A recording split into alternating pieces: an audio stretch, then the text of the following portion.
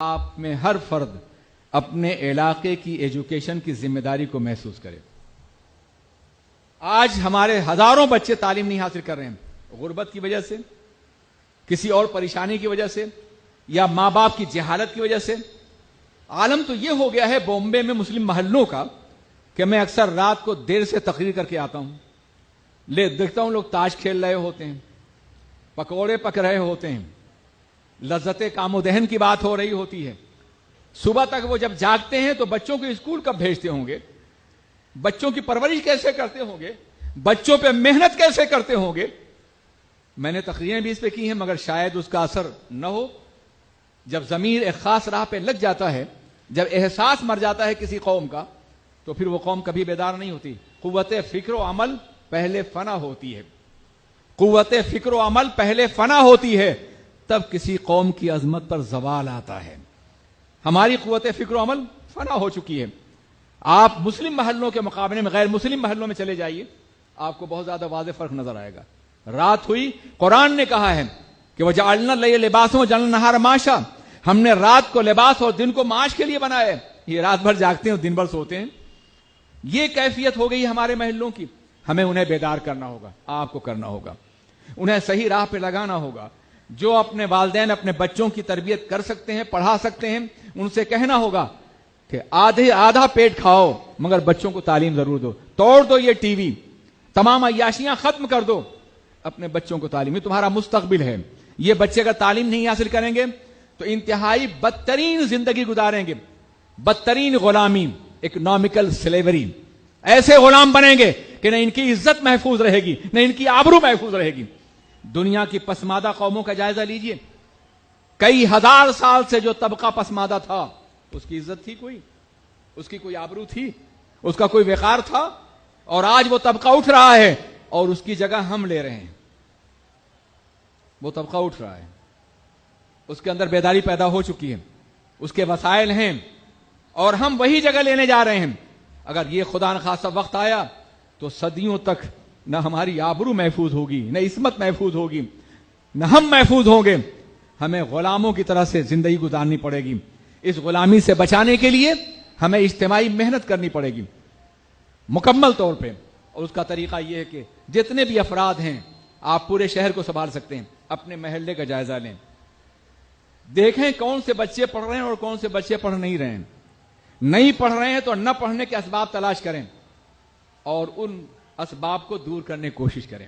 ان وجہوں کو، اگر غریب ہیں، فیس نہیں دے سکتے، آپ فیس دیں۔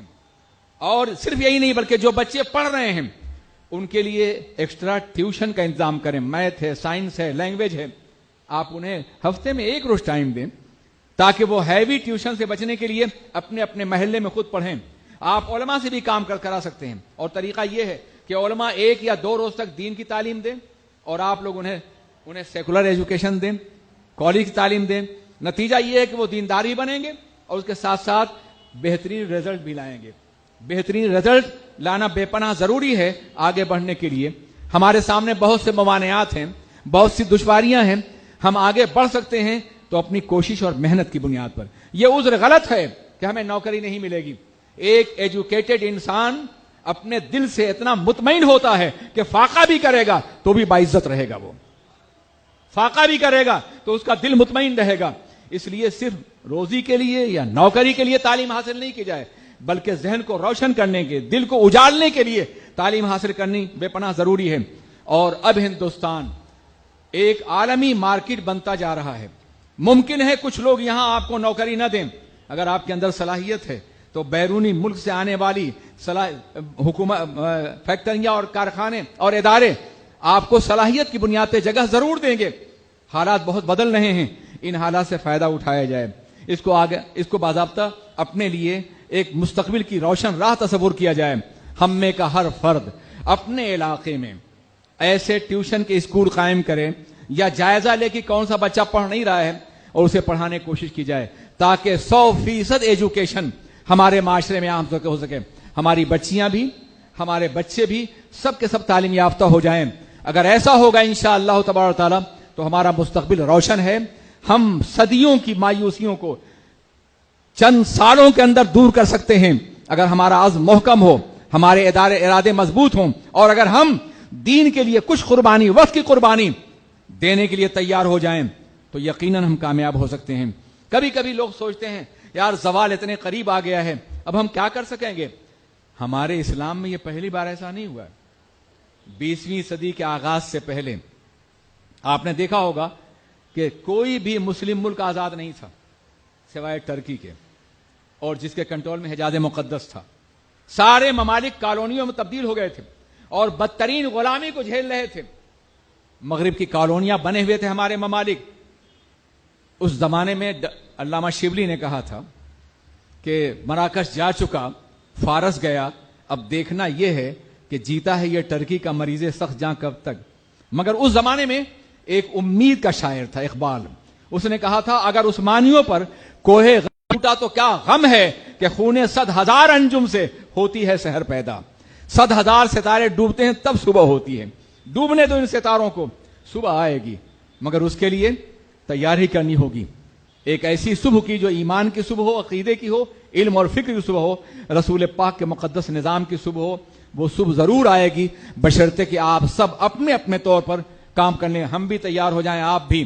آپ پڑھے لکھے لوگ ہیں، زکوٰۃ تو ادا کرتے ہیں 2.5% آپ مال کی، 2.5% ایجوکیشن کی زکوٰۃ بھی ادا کر دیجیے۔ یہ اپنے ٹائم کا 2.5% غریبوں پہ خرچ کیجیے۔